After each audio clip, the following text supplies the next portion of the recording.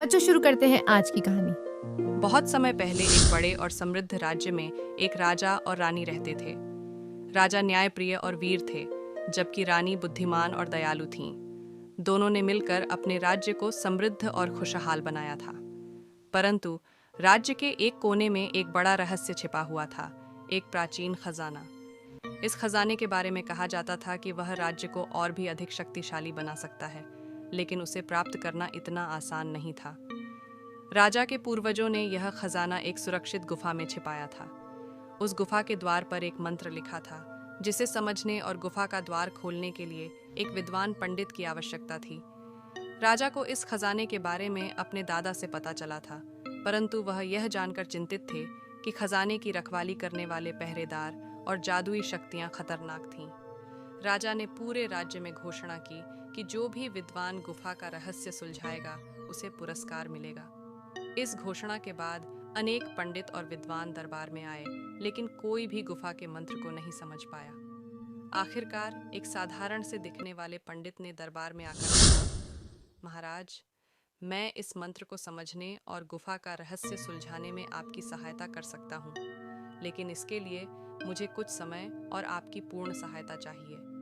राजा ने पंडित को अपनी सहायता का वचन दिया। पंडित ने रानी से भी अनुरोध किया कि वह अपनी बुद्धिमत्ता से योजना में मदद करे।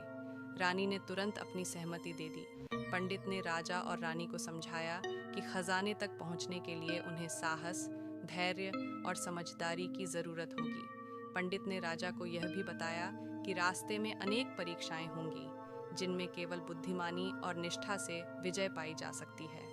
यात्रा के लिए एक छोटा दल तैयार किया गया। इसमें राजा, रानी, पंडित और कुछ सैनिक शामिल थे। सबने मिलकर गुफा की ओर प्रस्थान किया। गुफा तक पहुंचने का रास्ता बहुत ही कठिन और खतरनाक था। रास्ते में एक गहरी खाई आई, जिसे पार करना लगभग असंभव था। पंडित ने अपनी सूझबूझ से खाई के ऊपर एक मजबूत पुल बनाने का उपाय बताया। राजा और सैनिकों ने मेहनत करके वह पुल बनाया और सबने सुरक्षित खाई पार की। आगे बढ़ने पर उन्हें एक विशाल अजगर का सामना करना पड़ा। वह अजगर गुफा के द्वार का पहरेदार था। राजा ने अपनी तलवार से उसे हराने की कोशिश की, लेकिन अजगर को कोई चोट नहीं लगी। तब रानी ने पंडित से पूछा, क्या इस अजगर को हराने का कोई अन्य उपाय है? पंडित ने मंत्रों का सहारा लिया और एक जादुई तरकीब से अजगर को शांत कर दिया। इस प्रकार सबने गुफा तक का सफर पूरा किया। गुफा के द्वार पर एक शिलालेख था, जिसमें लिखा था, सच्चाई और न्याय की राह पर चलने वाले को ही खजाना प्राप्त होगा। पंडित ने मंत्र पढ़ा और द्वार खुल गया। अंदर एक चमचमाती हुई दुनिया थी। खजाने में सोना, चांदी और बेशकीमती रत्न थे, लेकिन गुफा के अंदर एक और परीक्षा उनकी प्रतीक्षा कर रही थी। वहां एक जादुई मूर्ति खड़ी थी, जिसने पूछा, तुम यह खजाना क्यों लेना चाहते हो? यदि तुम्हारे उत्तर में स्वार्थ हुआ तो तुम इसे कभी नहीं पा सकोगे। राजा ने उत्तर दिया, यह खजाना मेरे राज्य के लोगों की भलाई के लिए है। मैं इसे अपने लिए नहीं, बल्कि राज्य की समृद्धि और जनता के कल्याण के लिए लेना चाहता हूँ। मूर्ति मुस्कुराई और खजाना लेने की अनुमति दे दी। राजा ने खजाने को बांध लिया और सबने मिलकर राज्य लौटने की यात्रा शुरू की। राजा और रानी ने खजाने का उपयोग राज्य के विकास और जनता की भलाई के लिए किया। उन्होंने नए स्कूल, अस्पताल और मंदिर बनवाए।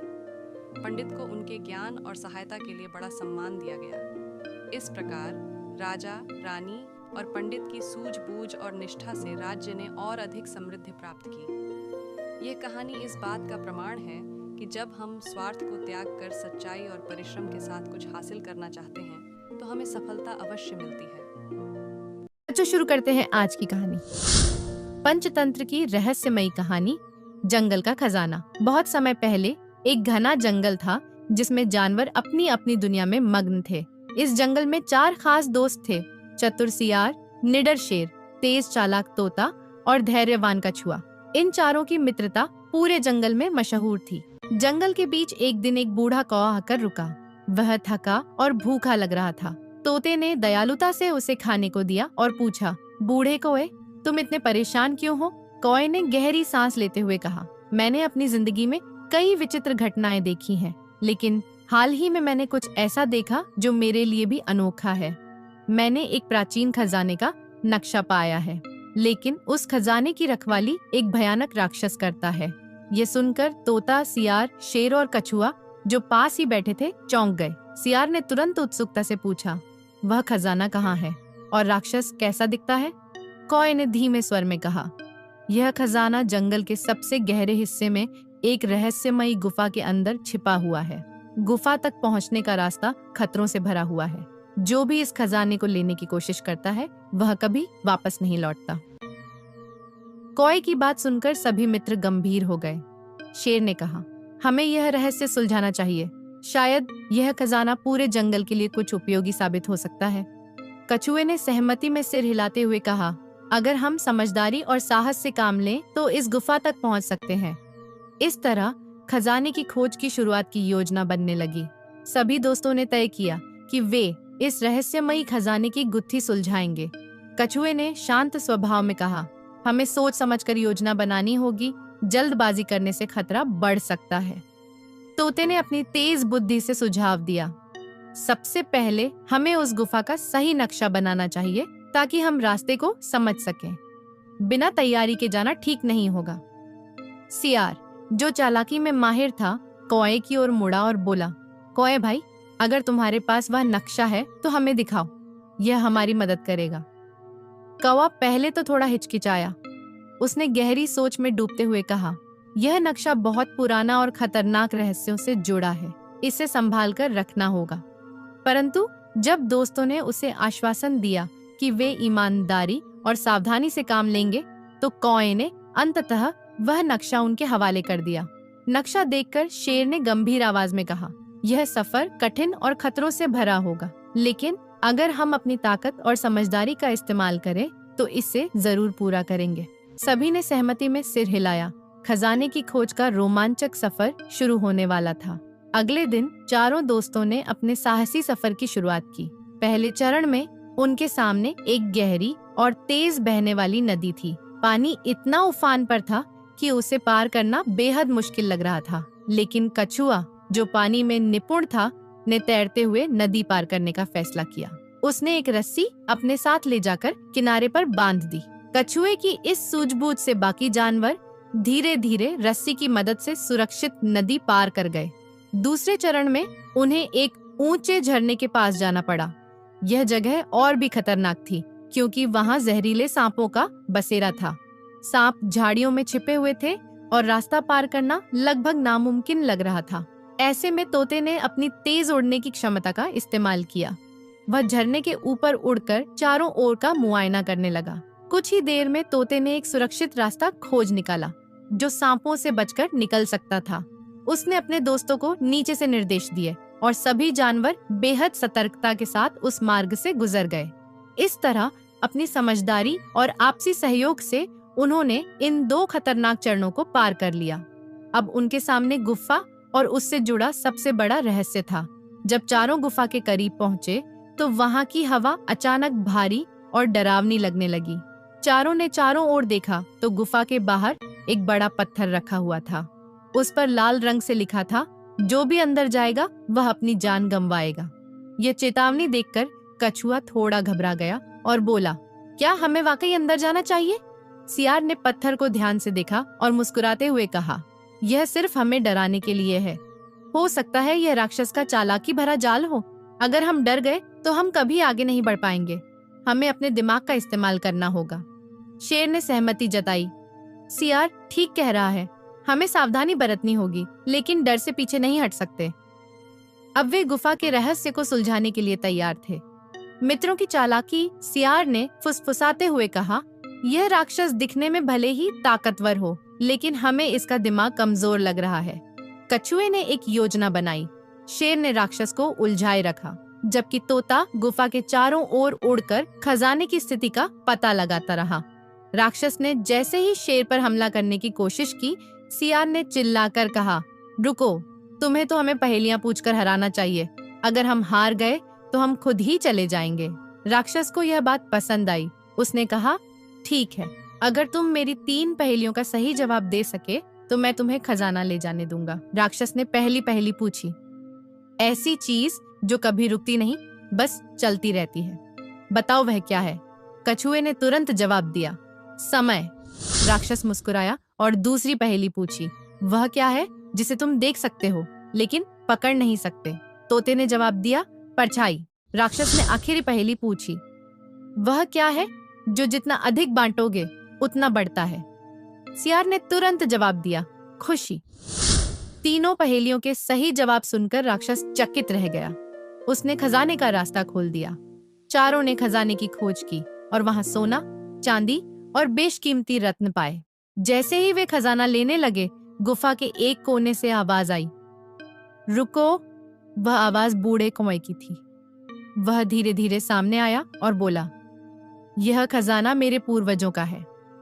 मैंने राक्षस को इसकी रक्षा के लिए नियुक्त किया था, लेकिन तुमने अपनी बुद्धिमानी और साहस से इसे पाने का हक साबित किया है। चारों ने खजाने को जंगल के विकास के लिए इस्तेमाल किया। उन्होंने नए घर बनाए और सभी जानवरों को खुशहाल जीवन दिया। बहुत समय पहले की बात है। प्राचीन भारत के एक छोटे से राज्य आर्यमित्र में एक धर्मपरायण और न्यायप्रिय राजा चंद्रसेन का शासन था। उनका राज्य हरे भरे जंगलों, शांत नदियों और विशाल पहाड़ों से घिरा हुआ था। राजा चंद्रसेन के राज्य में लोग सुखी और संतुष्ट थे। उनकी प्रजा उनकी सत्य और धर्म के प्रति निष्ठा की प्रशंसा करती थी। राजा का सबसे बड़ा नियम था कि कोई भी व्यक्ति, चाहे वह कितना भी गरीब या छोटा क्यों न हो, न्याय के लिए राज दरबार में आ सकता था। राजा स्वयं हर मामले की सुनवाई करते थे और सुनिश्चित करते थे कि किसी के साथ अन्याय न हो। एक दिन राज्य के एक छोटे से गांव से एक वृद्ध ब्राह्मण, जिसका नाम सोमदत्त था, राजा के दरबार में पहुंचा। उसकी आंखों में आंसू और चेहरे पर गहरी चिंता थी। ब्राह्मण ने राजा से कहा कि वह बहुत गरीब है और उसके पास केवल एक ही मूल्यवान वस्तु थी, एक प्राचीन सोने की मूर्ति। यह मूर्ति उसकी पीढ़ियों की धरोहर थी, जिसे उसके पूर्वजों ने संभाल कर रखा था। उसने बताया कि पिछली रात किसी ने उसकी झोपड़ी में घुसकर वह मूर्ति चुरा ली। उसकी आवाज में दुख और असहायता स्पष्ट झलक रही थी। राजा चंद्रसेन ने उसकी समस्या को गंभीरता से सुना। वे जानते थे कि उनके राज्य में धर्म और न्याय को बनाए रखना उनकी सबसे बड़ी जिम्मेदारी है। उन्होंने तुरंत अपने सेनापति को आदेश दिया कि चोर को पकड़ने और मूर्ति को खोजने के लिए पूरे राज्य में अभियान चलाया जाए। राजा का मानना था कि सत्य और धर्म की रक्षा करना न केवल राजा का कर्तव्य है, बल्कि यह प्रजा के प्रति उनकी सच्ची निष्ठा का प्रमाण भी है। यह घटना राजा चंद्रसेन के न्यायप्रिय और धर्मनिष्ठ व्यक्तित्व को दर्शाती है। यह दिखाती है कि एक सच्चा शासक अपनी प्रजा के दुख दर्द को समझता है और उनके अधिकारों की रक्षा के लिए हर संभव प्रयास करता है।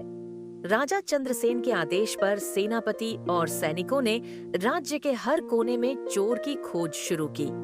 कई दिनों तक प्रयास के बावजूद उन्हें कोई सुराग नहीं मिला। तभी सेनापति ने राजा को सूचना दी कि जंगल के एक दूरस्थ हिस्से में एक गुफा मिली है, जहां संदिग्ध गतिविधियां देखी गई हैं। राजा ने तुरंत निर्णय लिया कि वे स्वयं उस गुफा में जाकर स्थिति का निरीक्षण करेंगे। अपने कुछ विश्वसनीय सैनिकों के साथ राजा गुफा की ओर प्रस्थान कर गए। वह गुफा गहरी, अंधेरी और डरावनी थी। जैसे ही वे गुफा के भीतर पहुंचे, उन्हें वहां चोर का अड्डा मिला। लेकिन यह कोई साधारण चोर नहीं था। वह एक तांत्रिक था जिसका नाम काल भैरव था। काल भैरव अपने काले जादू के लिए पूरे क्षेत्र में कुख्यात था। उसने राज्य में अराजकता फैलाने और अपनी तांत्रिक शक्ति बढ़ाने के लिए वृद्ध ब्राह्मण की सोने की मूर्ति चुराई थी। यह मूर्ति उसके जादू के लिए आवश्यक शक्ति का स्रोत थी। राजा चंद्रसेन ने देखा कि काल भैरव ने गुफा के भीतर एक डरावना वातावरण बना रखा था, जिसमें कई जादुई प्रतीक और तंत्र मंत्र की वस्तुएं थीं।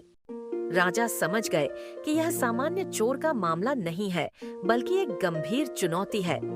यह स्थिति राजा के साहस और धर्म के प्रति उनकी निष्ठा की परीक्षा थी। वे जानते थे कि उन्हें अपने धर्म का पालन करते हुए न केवल मूर्ति को वापस लाना है, बल्कि अपने राज्य और प्रजा को इस दुष्ट तांत्रिक के प्रभाव से भी बचाना है। राजा चंद्रसेन ने गुफा में काल भैरव का सामना करते हुए उसे ललकारा और कहा, तुम्हारा यह पाप अक्षम्य है। सोने की मूर्ति चुराकर तुमने न केवल एक निर्दोष ब्राह्मण को कष्ट दिया है, बल्कि पूरे राज्य के धर्म और न्याय को चुनौती दी है। इसे तुरंत लौटाओ और अपने अपराध को स्वीकार करो। काल भैरव, जो अपने काले जादू पर घमंड करता था, हंसते हुए बोला, राजा चंद्रसेन, तुम्हारा धर्म और सत्य मेरे शक्तिशाली जादू के सामने टिक नहीं सकता। अगर तुम्हें यह मूर्ति चाहिए तो इसे मुझसे छीन कर दिखाओ। इसके बाद तांत्रिक ने अपने काले जादू का प्रयोग किया। उसने मंत्रोच्चारण के साथ आग, धुआं और डरावने जादुई प्राणियों का आवाहन किया। गुफा का वातावरण भयावह हो गया, लेकिन राजा चंद्रसेन अपने धर्म और साहस के प्रति अडिग थे। उन्होंने अपनी तलवार निकालकर तांत्रिक के हर जादुई हमले का सामना किया। राजा के साहस और उनकी प्रजा के प्रति सच्ची निष्ठा ने उन्हें अजेय बना दिया। तांत्रिक के जादू के सामने राजा का संयम और आत्मविश्वास इतना प्रबल था कि काल भैरव के सारे प्रयास विफल हो गए। अंततः राजा ने अपनी तलवार से काल भैरव को पराजित कर दिया। तांत्रिक के परास्त होने के बाद गुफा के भीतर का अंधकार समाप्त हो गया। राजा ने सोने की मूर्ति को सुरक्षित रूप से वापस लिया। यह जीत केवल शक्ति की नहीं थी, बल्कि धर्म, सत्य और न्याय की विजय थी। मूर्ति को लेकर राजा चंद्रसेन वापस अपने राज्य लौटे, जहां उन्होंने इसे ब्राह्मण को सौंप दिया और अपने धर्म का पालन करते हुए राज्य की सुरक्षा सुनिश्चित की। राजा चंद्रसेन तांत्रिक काल भैरव को पराजित करने के बाद सोने की मूर्ति लेकर राजमहल लौटे। उन्होंने उस मूर्ति को वृद्ध ब्राह्मण सोमदत्त को सौंप दिया। ब्राह्मण की आंखों में कृतज्ञता और हर्ष के आंसू थे। उन्होंने राजा से कहा, महाराज, आपने मेरी संपत्ति लौटाकर न केवल मेरे जीवन को संतोष से भर दिया है, बल्कि यह भी सिद्ध किया है कि सत्य और धर्म की शक्ति से बड़ा कुछ भी नहीं। आपका साहस और न्यायप्रियता पूरे राज्य के लिए प्रेरणा है।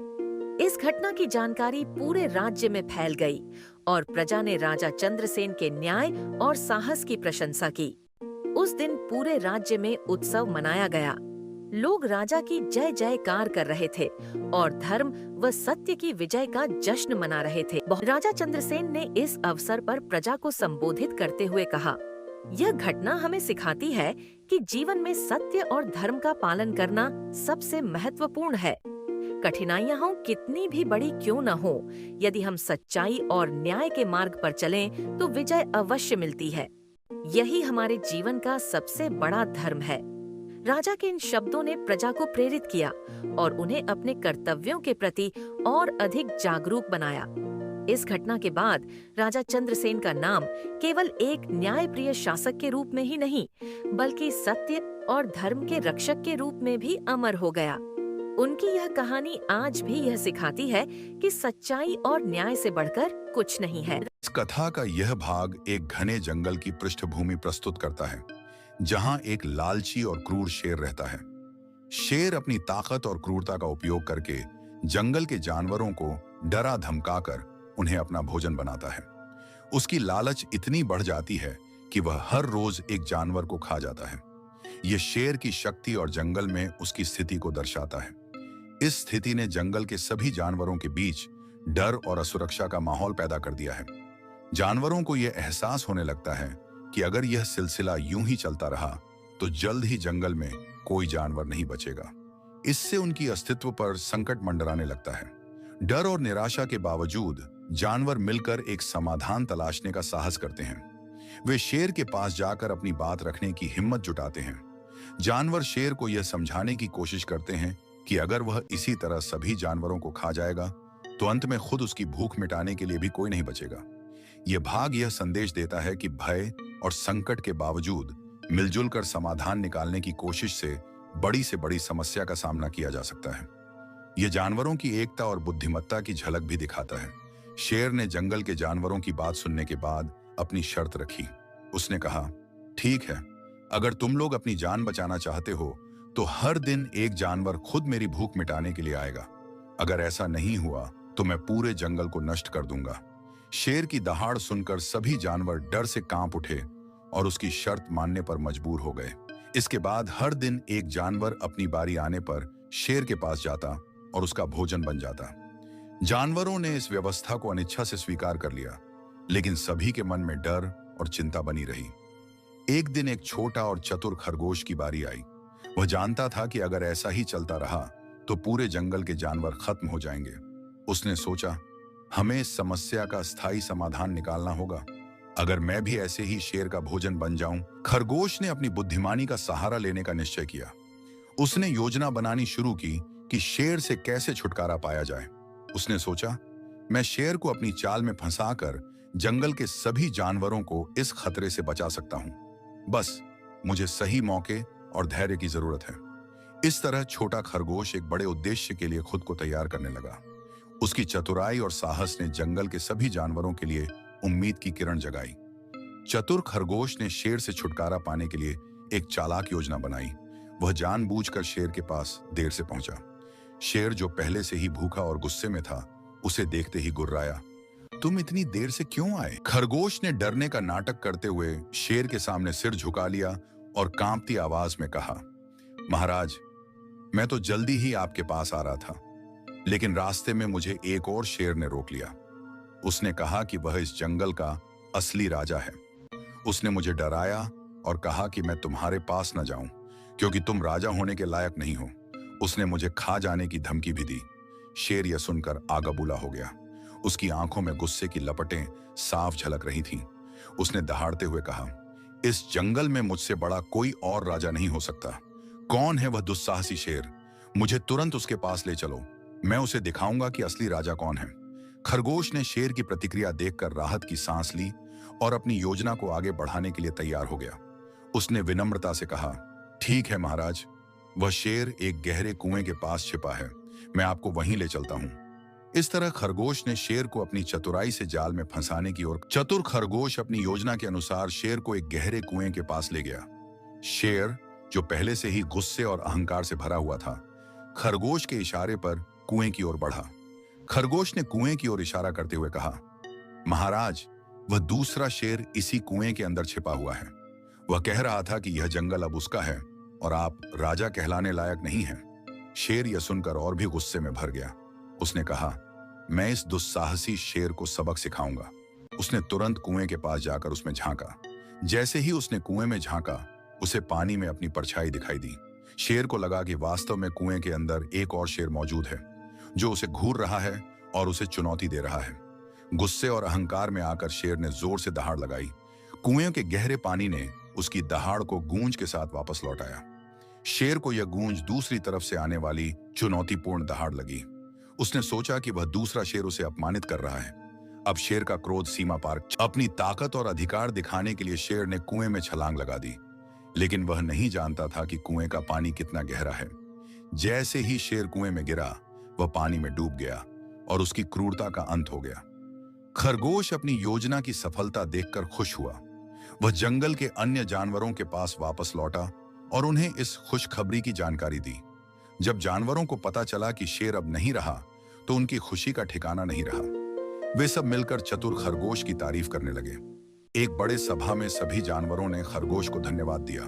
उन्होंने कहा, तुमने अपनी समझदारी और चतुराई से न केवल अपनी जान बचाई, बल्कि हम सबको भी इस क्रूर शेर के आतंक से मुक्त किया। तुम्हारा साहस और धैर्य हमेशा हमें प्रेरणा देगा।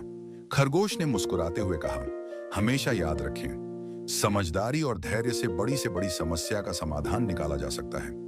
कभी भी मुश्किलों से हार मत मानो। उस दिन के बाद जंगल में शांति छा गई। सारे जानवर खुशी खुशी रहने लगे, बिना किसी डर और खतरे के। शेर के आतंक का अंत हो चुका था और चतुर खरगोश का नाम सभी जानवरों के दिलों में अमर हो गया। नैतिक शिक्षा, धैर्य और चतुराई से किसी भी समस्या का हल निकाला जा सकता है।